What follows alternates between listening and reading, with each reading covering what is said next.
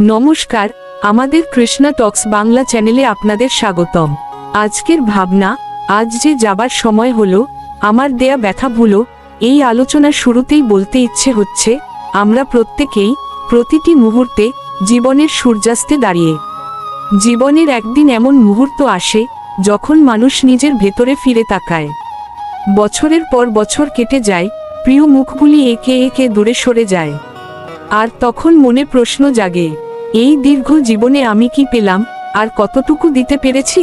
সূর্য যখন অস্ত যায়, আকাশ লাল হয়ে ওঠে, তেমনি জীবনের শেষ প্রান্তে দাঁড়িয়ে আত্মাও লালিমায় রঞ্জিত হয়। অনুশোচনা, স্মৃতি আর অজানা শান্তির এক অদ্ভুত মিশ্র অনুভূতিতে। ভগবান শ্রীকৃষ্ণ গীতায় বলেন, জাঠরাগ্নির নিবৃত্ত চ নিত্যতৃপ্ত নিরাশ্রয়। শ্রীমদ্ভগবদ্গীতা 2য় অধ্যায়ের 21 নং শ্লোক। অর্থাৎ, যিনি ইন্দ্রিয়ের ভোগে আনন্দ খোঁজেন না, যিনি প্রত্যাশাহীন ও আসক্তিহীন অবস্থায় থাকেন, তিনিই প্রকৃত শান্তি লাভ করেন। এই শান্তিই জীবনের শেষ প্রান্তে প্রত্যেক আত্মার আকাঙ্ক্ষা। যে মানুষ সারা জীবন দৌড়েছে সুখের সন্ধানে, সেই সূর্যাস্তের প্রান্তে এসে বুঝতে পারে, সুখ বাইরের কিছু নয়, এটি আত্মার শান্ত অবস্থা। শ্রীমদ্ভাগবত মহাপুরাণে প্রথম স্কন্ধ 13 অধ্যায় 27 এবং 28 শ্লোক। যুধিষ্ঠির মহারাজ পিতামহ ভীষ্মকে দেখতে গেলে ভীষ্মদেব বলেন, ধর্মং জন যত্র চ নানুভূতম তত্র তোমাপন্ন ইহাভিমূঢ়। অর্থাৎ, মানুষ যখন সত্য ধর্ম ভুলে নিজের কামনায় নিমজ্জিত হয়, তখন সে আসল উদ্দেশ্য হারিয়ে ফেলে। আজকের মানুষও তাই করেছে। আমরা ভগবানের দেওয়া এই জীবনের পবিত্র উদ্দেশ্য ভুলে গেছি। শুধু পেয়েছি, পেতে চেয়েছি, কিন্তু দিতে পারিনি কিছুই।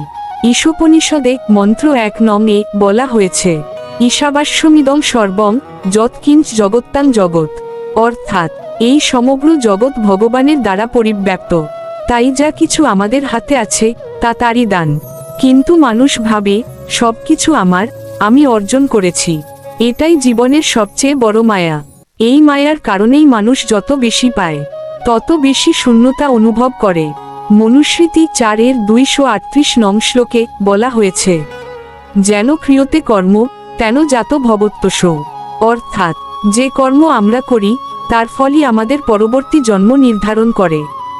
এই উপলব্ধি যখন হৃদয়ে জেগে ওঠে, তখন মানুষ বুঝতে পারে, প্রতিটি মুহূর্তই দায়বদ্ধতার, প্রতিটি শ্বাসই প্রার্থনার। জীবনের সূর্য যখন ডুবে আসে, তখন অনুশোচনায় নয়, কৃতজ্ঞতায় ভরতে হয় মন। কারণ এই জীবন, এই পৃথিবী, এই ভালোবাসা সবই ভগবান শ্রীকৃষ্ণের করুণা, যিনি নিজের ভুল স্বীকার করে অন্তরের গভীর থেকে বলেন, হে কৃষ্ণ, আমি কত অপরাধ করেছি, তবুও তুমি আমায় বাঁচিয়েছ। তিনিই সত্যিকারের মুক্ত আত্মা। শেষে গীতার 18তম অধ্যায়ের 66 নং শ্লোকেই সব উত্তর লুকিয়ে আছে। সর্বধর্মান পরিত্যজ্য মামেকং শরণং বর্জ অহং তা সর্বপাপেভ মোক্ষয়িষ্যামি মা শুচ। অর্থাৎ, সব ধর্ম ও কর্তব্য ছেড়ে শুধু আমার শরণাগত হও, আমি তোমাকে সব পাপ থেকে মুক্তি দেব, ভয় করো না। তাই জীবনের সূর্যাস্তে দাঁড়িয়ে যে আত্মা এই শ্লোকটি বুঝে ফেলে, সে আর কাঁদে না, বরং হাসে। কারণ সে জানে, এই বিদায় নয়, এটি ফিরে যাওয়া ভগবান শ্রীকৃষ্ণের চির করুণার কোলে। জীবনের এই সূর্যাস্তের প্রহরে দাঁড়িয়ে একটা প্রশ্ন আজ হৃদয়কে পোড়াচ্ছে, আমি কত নিয়েছি আর কতটা দিয়েছি? এই প্রশ্নের উত্তর যত খুঁজি, তত দেখি জীবনের কাঁসার পাল্লা ভারী হয়েছে শুধু নেওয়াতেই। প্রেম নিয়েছি, স্নেহ নিয়েছি, মানুষের যত্ন, মায়া, সহানুভূতি সব নিয়েছি, কিন্তু ফিরিয়ে দিয়েছি কতটুকু? একটা ভালো কথা, একটু হাসি, না হয় কারো কষ্টে পাশে দাঁড়ানোর সুযোগ। ভগবান শ্রীকৃষ্ণ গীতায় বলেন, ইষ্টানভুগান হি वो দেয়া দাস্যন্তে যজ্ঞভীত তৈর্দত্তান প্রদায়ৈভ যো ভূমক্তে স্তে নেবস। শ্রীমদ্ভগবদ্গীতা 3য় অধ্যায়ের 12 নং শ্লোক। অর্থাৎ, যে মানুষ ভগবান ও দেবতাদের দান ভোগ করে কিন্তু ফিরিয়ে দেয় না, সে আসলে চোরের মতো আচরণ করে। এই পৃথিবীর প্রতিটি শ্বাস, প্রতিটি খাদ্যকণা, প্রতিটি ভালোবাসা সবই ভগবানের দান। আমরা তা নিয়েছি আনন্দে, কিন্তু কতবার সেই দাতা ভগবানকে ধন্যবাদ জানিয়েছি? কতবার অন্যের কল্যাণে সেই দান ফিরিয়ে দিতে চেয়েছি? আজ মনে হয়, আমি শুধু নিয়েই গেছি মানুষের সময়, তাদের বিশ্বাস, তাদের ভালোবাসা। কিন্তু যখন তারা আমার কিছু আশা করেছিল, আমি হয়তো ব্যস্ত ছিলাম নিজের পৃথিবীতে। আজ বুঝি নেওয়া সহজ, কিন্তু দেওয়াই প্রকৃত আনন্দ। ভগবদ্গীতার 4th অধ্যায়ের 33 নং শ্লোক এক চমৎকার সত্য। শ্রেয়ান্দ্রব্যময়াদ্যজ্ঞাত জ্ঞানযজ্ঞ পরন্তপ, অর্থাৎ ভৌতিক দান অপেক্ষা জ্ঞানের দান শ্রেষ্ঠ। মানে দান মানে শুধু বস্তু নয়, একটা ভালো কথা, একটুখানি দয়া, একজন বিপন্ন আত্মাকে সান্ত্বনা, এগুলোই আসল দান। শ্রীমদ্ভাগবত মহাপুরাণ 11তম স্কন্দ 10 অধ্যায়ের 28 নং শ্লোকে ভগবান শ্রীকৃষ্ণ উদ্ধবকে বলেন, দানম তপশ্চ যজ্ঞশ্চ স্বধর্ম পরিপালনম নতে মম প্রিয়ং কিঞ্চিদ্যথা ভক্তির যথা তব। অর্থাৎ দান, তপস্যা, যজ্ঞ সবই ভালো, কিন্তু আমার কাছে সবচেয়ে প্রিয় হলো ভক্তির মাধ্যমে দেওয়া। অর্থাৎ যদি ভালোবাসা থেকে দান আসে তবেই তা পুণ্য, না হলে সেটি কেবল অহংকারের প্রদর্শন। আমি আজ ভাবি, আমি কি কখনো সত্যিই ভালোবেসে দিয়েছি কিছু, নাকি নিজের নাম, নিজের আনন্দ, নিজের অহংকারই ছিল প্রতিটি দানে? এই আত্মজিজ্ঞাসার মধ্যে দিয়ে মানুষ উপলব্ধি করে জীবনের আসল সম্পদ কতটা ফাঁকা হয়ে গেছে। চাদজ্ঞ উপনিষদে বলা হয়েছে, সর্বং সমিদং বেদ সর্বমেবাভিসং বেদ। অর্থাৎ যে বুঝতে পারে সমস্ত কিছুই পরমাত্মার অংশ, সেই প্রকৃত আনন্দে প্রতিষ্ঠিত। যে মানুষ কেবল নিজের জন্য সংগ্রহ করে সে ক্লান্ত হয়, কিন্তু যে মানুষ অন্যের মুখে হাসি ফোটায় সে চিরতরে মুক্ত হয়। আমারও মনে হয় জীবনের এই প্রান্তে দাঁড়িয়ে যদি কিছু দিতে পারি তাহলে সেটি হবে ক্ষমা আর কৃতজ্ঞতা। যাদের কষ্ট দিয়েছি তাদের জন্য ক্ষমা, যাদের কাছ থেকে নিয়েছি তাদের প্রতি কৃতজ্ঞতা। এটাই জীবনের শেষ প্রার্থনা। কারণ শ্রীমত ভাগবত গীতার 17তম অধ্যায়ের 20 নম্বর শ্লোকে এই সত্য এখন হৃদয় প্রতিধ্বনিত হচ্ছে, দাতব্যমিতি যোদ্ধানং দিয়তে অনুপকারিণে দেশে কালে চ পাত্রে চ তদ্দানং সাত্ত্বিকং শ্রিতম। অর্থাৎ যে দান নিঃস্বার্থভাবে সঠিক সময়ে যোগ্য ব্যক্তিকে দেওয়া হয় সেই দানই সাত্ত্বিক, অর্থাৎ পবিত্র। তাই আজ এই নীরব বিকেলে আমি শুধু বলি, হে কৃষ্ণ, আমি কত নিয়েছি তোমার কাছ থেকে, তবু তুমি চাওনি কিছুই। তুমি দান করেছ নিঃস্বার্থভাবে, আর আমি শুধু চেয়েছি পেতে। আজ তোমার স্মরণে দাঁড়িয়ে বলি, আমি কিছুই দিতে পারিনি, শুধু ভালোবাসা নিতে চেয়েছি, তবু তুমি আমাকে ত্যাগ করনি। জীবনের হিসাব শেষ হয় না পাওয়ায়, শেষ হয় এক নিঃশব্দ কৃতজ্ঞতায়। যে আত্মা এটি বুঝে ফেলে সে আর কিছু চায় না, কারণ সে জানে দেওয়াই আসল প্রাপ্তি। কিন্তু আমরা যে আমাদের মনের অজান্তে কতই না পাপ করেছি, তাই অজান্তে দেওয়া ব্যথা বলার বিষয়টা এসে যায়। মনের অজান্তে কাউকে না কাউকে ব্যথা বা কষ্ট দিতে পারি। তাই অজান্তে দেওয়া ব্যথা সম্পর্কে কিছু বলার আগে পুনরায় মূল শিরোনামটি আবার স্মরণ হয়ে গেল। আজ যে যাবার সময় হলো, আমার দেওয়া ব্যথা ভুলো, এই কথাটি আজ আবার মনে পড়ছে। জীবনের প্রতিটি মুহূর্ত যেন এই এক বাক্যের প্রতিধ্বনি। কারণ আমরা সবাই চাওয়া বা না চাওয়া সত্ত্বেও কখনো না কখনো কারো মনে ব্যথা দিয়ে ফেলেছি অজান্তে। ভগবান শ্রীকৃষ্ণ গীতায় বলেন, অবশ্যই জ্ঞান আচ্ছন্ন হলে মানুষ বিভ্রান্ত হয়। গীতা 3য় অধ্যায় 39তম শ্লোক। অর্থাৎ কামনা ও অহংকারের পর্দা হৃদয়কে আচ্ছন্ন করে।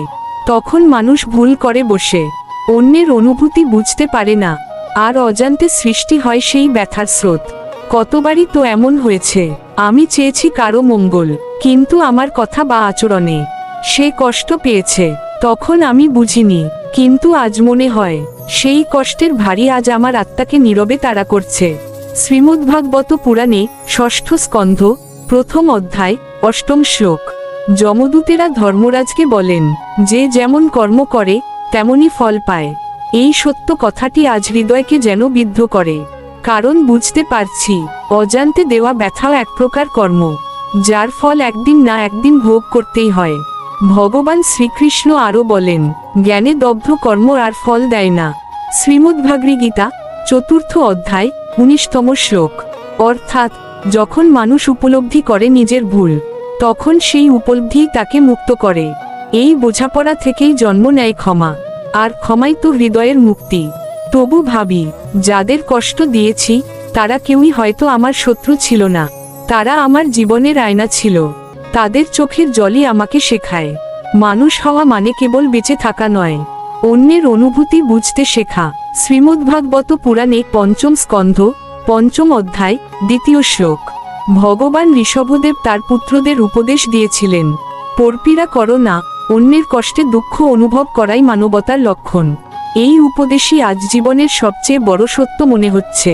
কতবার বলেছি এমন কিছু যা বলা উচিত ছিল না, কতবার চুপ থেকেছি যখন ক্ষমা চাওয়া উচিত ছিল।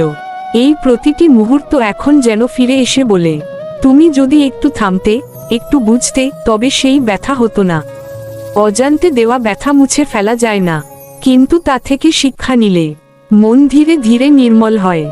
যেমন গঙ্গার জলে ডুবে গেলে শরীর পরিশুদ্ধ হয়, তেমনি অনুতাপের জলে ডুবলে মনও পরিষ্কার হয়ে ওঠে। ভগবান শ্রীকৃষ্ণ এক জায়গায় বলেন, যে ক্ষমা করতে পারে সেই প্রকৃত বীর। শ্রীমদ্ভাগবত 16তম অধ্যায়, 3য় শ্লোক। তাই আজ মনে হয়, যাদের কষ্ট দিয়েছি তারা যেন অন্তত আমাকে ক্ষমা করতে পারে, তাদের হৃদয়ে যেন আর কোনো রাগ না থাকে। কারণ আমি জানি, যতটুকু ব্যথা দিয়েছি তার চেয়ে অনেক বেশি ব্যথা আজ নিজের ভেতরে ধারণ করছি। এই অনুতাপই হয়তো আমার পরিশুদ্ধির পথ।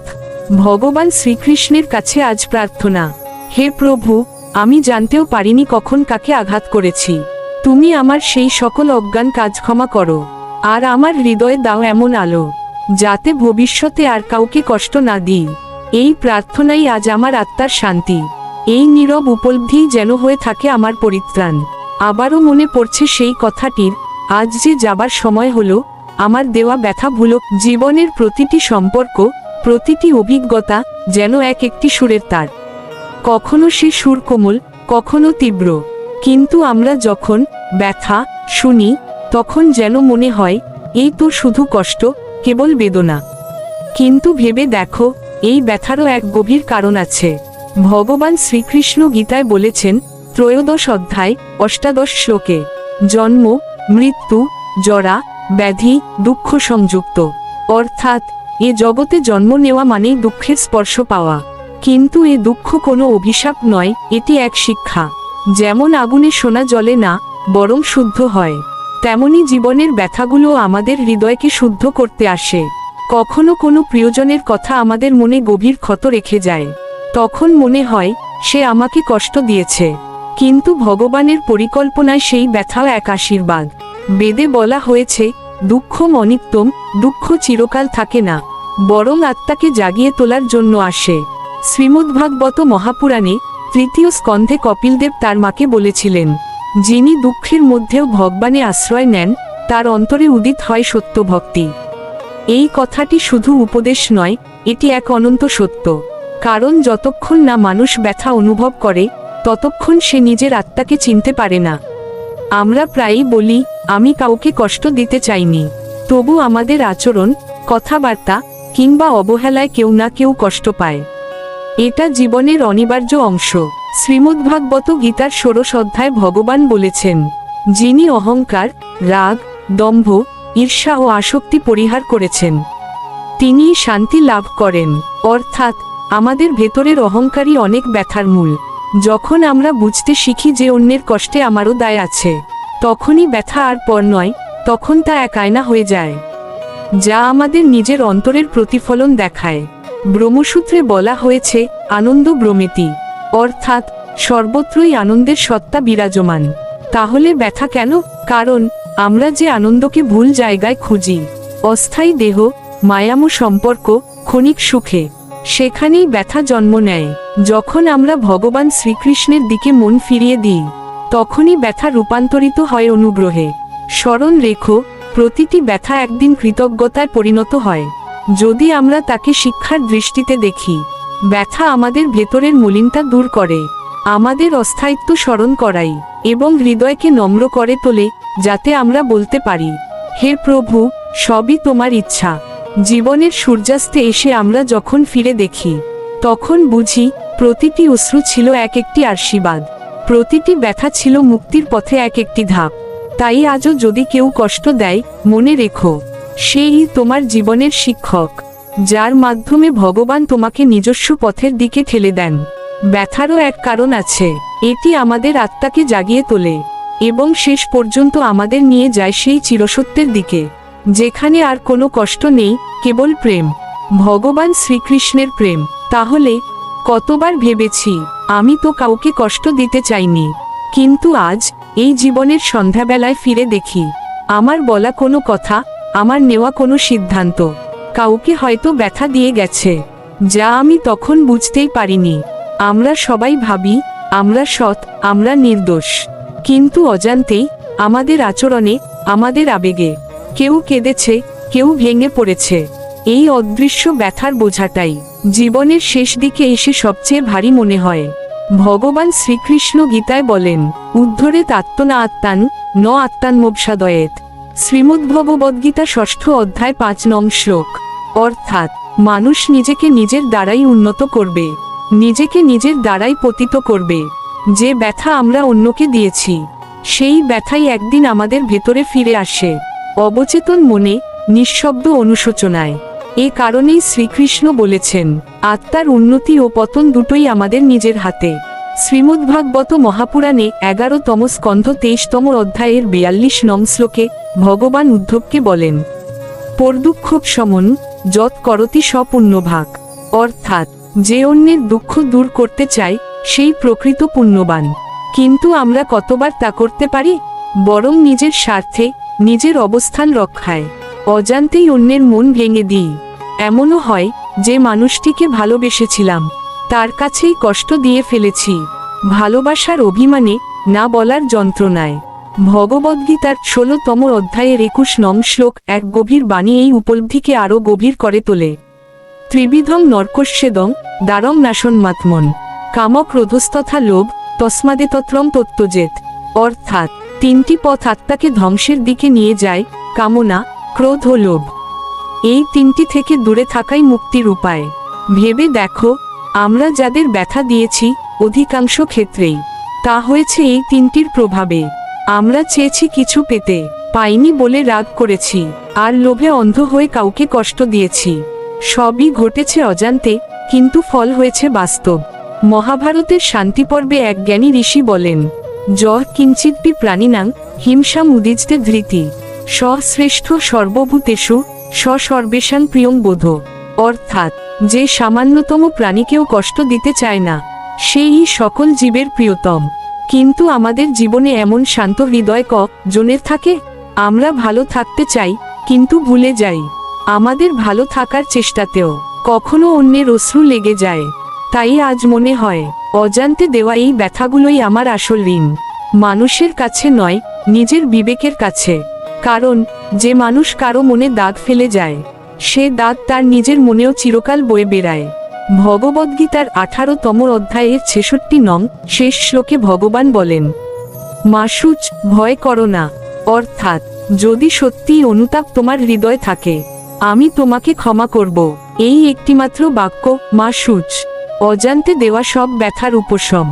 যখন আমরা ভগবান শ্রীকৃষ্ণের শরণ নিই, তখন তিনি আমাদের হৃদয়ের দাগগুলো মুছে দেন, আর শেখান ভালোবাসার মধ্যেই মুক্তি।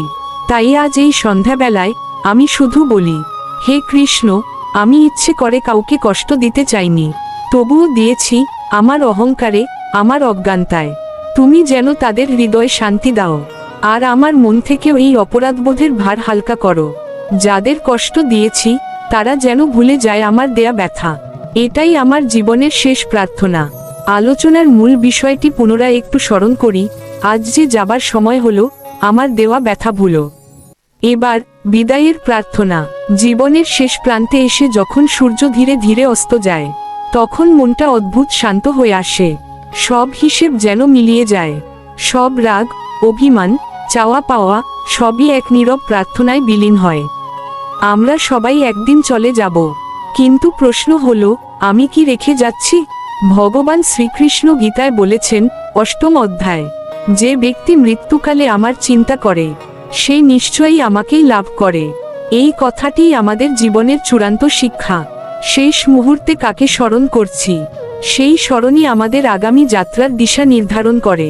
তাই বিদায়ের প্রার্থনা মানে কেবল চলে যাওয়া নয়, এ হলো আত্মার এক শুভ সূচনা। যেমন পাতাটি গাছ থেকে পড়ে মাটিতে মিশে যায়, তেমনি আমাদের আত্মা ভগবানের করুণায় ফিরে যায় সেই চিরসত্যের সাগরে। শ্রীমদ্ভাগবত পুরাণের দ্বিতীয় স্কন্ধে শ্রীশুকদেব গোস্বামী রাজা পরীক্ষিতকে বলেছিলেন, মৃত্যুর আগ মুহূর্তে যদি মানুষ ভগবানের নাম উচ্চারণ করতে পারে তবে সে মুক্ত হয় সমস্ত বন্ধন থেকে। এই জন্যই বিদায়ের সময় প্রার্থনা সবচেয়ে মূল্যবান, কারণ তখনই মানুষ সত্যিই বুঝতে পারে জীবনের সব ব্যথা, ভুল, কষ্ট সবই ছিল পরিশুদ্ধির এক প্রক্রিয়া। আমাদের দেওয়া ব্যথাগুলো, অজান্তের ভুলগুলো, যাদের কষ্ট দিয়েছি তাদের কাছে আজ মনের ভেতর থেকে বলি, ক্ষমা করো। এমন এক শান্ত কণ্ঠে যেন বলা যায়, আমি সবকিছু শ্রীকৃষ্ণের চরণে সমর্পণ করলাম। ভগবান শ্রীকৃষ্ণ একাদশ অধ্যায় অর্জুনকে তার বিশ্বরূপ দেখিয়ে বলেছিলেন, আমি কালের রূপে এসেছি সবকিছুকে গ্রাস করতে। এই কাল আমাদের জন্য এক অদৃশ্য শিক্ষক, যিনি শেখান প্রতিটি মুহূর্তই বিদায়ের প্রস্তুতি। তবে এই বিদায় ভয়ের নয়। যদি হৃদয়ে প্রেম থাকে, যদি মনে থাকে আমি তারই এক অংশ, তাহলে বিদায়ও হয়ে যায় এক পরম উৎসব। তাই আজ এই সূর্যাস্তের প্রহরে আমরা বলি, হে ভগবান শ্রীকৃষ্ণ, আমাদের সব ভুল, সব অজ্ঞানতা, সব কষ্ট তুমি গ্রহণ করো। আর আমাদের দাও এমন হৃদয় যা কেবল তোমার নাম জপে। জীবনের প্রতিটি বিদায় যেন হয়ে ওঠে তোমার দিকে এক একটি পদক্ষেপ। কারণ যে ভক্ত তোমার নাম স্মরণ করে চলে যায়, তার জন্য আর মৃত্যুর ভয় থাকে না, থাকে কেবল তোমার চিরস্নেহের আলিঙ্গন। এই ছিল আজকের আলোচনা, বিদায়ের প্রার্থনা। জীবনের প্রতিটি সূর্যাস্ত আমাদের মনে করিয়ে দেয়, শেষ মানেই শেষ নয়, বরং আরেকটি শুভ সূচনার দ্বার।